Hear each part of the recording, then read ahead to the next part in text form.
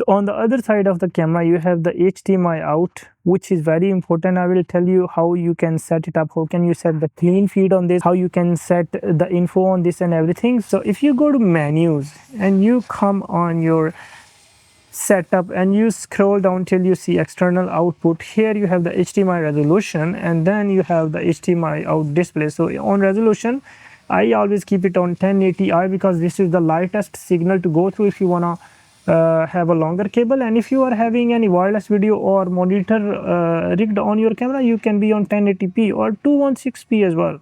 But I keep it on 1080p then. And then HDMI out display, record media during HDMI output means like when you have connected HDMI output, it will record your footage on the card of the camera as well, and then it will send it to HDMI out as well. And then if you keep it off, what's going to happen is it will only let the HDMI record and it will not let the card in the camera record. So it's better to keep it on. Output resolution, I keep it as 1080p. And then raw output, if you will enable it, it will let you have the raw on your HDMI out. HDMI info display is very important. So if you come here and you turn it off and you take the HDMI output, it will send you clean feed and everything will be here. But if you keep it on, whenever you will connect your HDMI, your screen will go black. Why? Because then your display is on the HDMI and the screen is not doing anything. So there are two scenarios when you can use on and off. When you want to keep it on, so let's say you are far away from the camera and you can just record, stop the camera and then stay away from the camera. So in that situation, it's better to keep your display on so you can make sure that it's recording and there is nothing wrong with the camera. But if you're on the camera, it's better to keep it off. Why? Because if you keep it on and you take the HDMI out,